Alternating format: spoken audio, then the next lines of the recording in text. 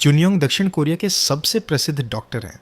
इस दिन जैसे ही वह हवाई जहाज से उतरे, उन्हें अपने जीवन का सबसे भयानक मृत्युदय चक्र डेथ लूप का सामना करना पड़ा।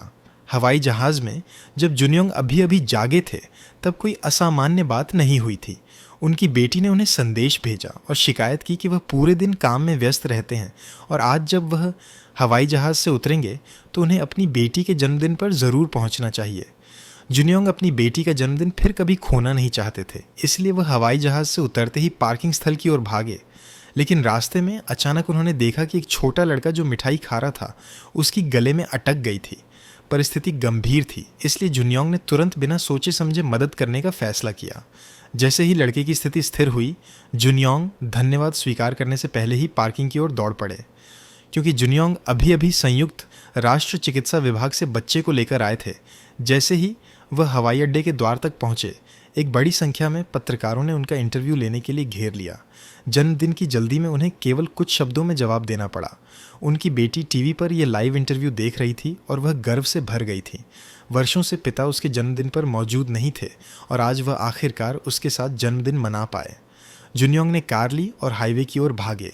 टोल बूथ पर टोल कलेक्टर से बदलाव के दौरान कुछ सिक्के गिर गए और दोनों के बीच थोड़ी बातचीत हुई। जैसे ही वह मिलने के स्थान के करीब पहुंचे, उनकी बेटी भी वहां पैदल आ रही थी और बहुत खुश थी। लेकिन तभी जुनयोंग ने देखा कि सड़क पर एक टैक्सी का एक्सीडेंट हुआ है। वह कुछ सेकंड के लिए उलझन में रहे, लेकिन चूंकि बेटी के साथ मिलने का समय केवल कुछ मिनट दूर था, उन्होंने तुरंत कार रोककर घायल लोगों की मदद करने का फैसला किया। उन्होंने घायल ड्राइवर का प्राथमिक उपचार किया। जैसे ही उन्होंने थोड़ी राहत महसूस की, उन्होंने देखा कि बैक सीट पर एक महिला यात्री भी घायल है। इसी समय एम्बुलेंस पहुंच गई और उन्होंने तुरंत राहत कार्य एम्बुलेंस को सौंपा। जैसे ही उन्होंने घड़ी देखी, वह तय समय 12:30 तक पहुंचने के लिए फ़ोन कर रहे थे, लेकिन पास में ही एक घायल व्यक्ति पड़ा था और वह व्यक्ति उनकी बेटी थी। वह सड़क पार करते समय टैक्सी से टकरा गई थी। जुनयोंग तुरंत ठंडे पसीने में जाग गए और महसूस किया कि यह केवल सपना था।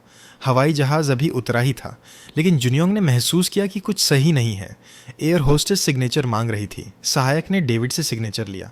वह लड़का गले में अटका। हवाई अड्डे पर पत्रकारों का घेराव। ये सब वही हुआ जो उन्होंने अभी सपना में देखा था। जुनयोंग डर गए।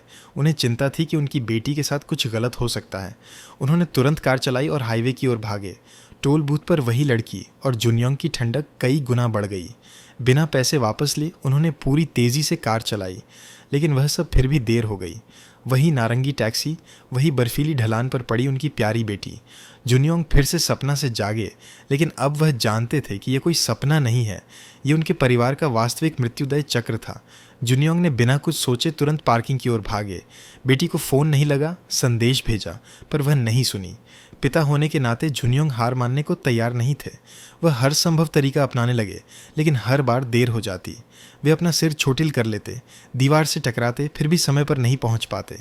उन्होंने एक नया तरीका सोचा, इस बार पहले ड्राइवर को पकड़ना। उन्होंने ड्राइवर का फ़ोन ले लिया और अपने फ़ोन से कॉल किया ताकि उसके नंबर से संपर्क कर सकें। जुनयोंग ड्राइवर को पहले रोकना चाहते थे ताकि वह आज घर से बाहर न जाए, लेकिन ड्राइवर ने कॉल ख़त्म कर दी। ये रास्ता काम नहीं आया। जुनयोंग फिर से जंगल के रास्ते से दौड़े और आखिरकार अपनी बेटी को दुर्घटना से पहले देखा। लेकिन वही नारंगी टैक्सी भी वहां पहुंच गई। मृत्युदय चक्र जारी रहा, परिणाम नहीं बदला। जुनयोंग की बेटी बार बार खतरे में पड़ती और जुनयोंग की पीड़ा असहनीय हो गई। तभी एक अजनबी पुरुष आया। उसने जुनयोंग की कॉलर पकड़ी। वह व्यक्ति भी अपने परिवार के मृत्युदय चक्र में फंसा था। उसकी पत्नी वही महिला यात्री थी। दोनों पुरुषों ने मिलकर अपने प्रियजनों को बचाने का निर्णय लिया। उन्होंने रणनीति बनाई, बेटी और पत्नी को सीधे बचाना।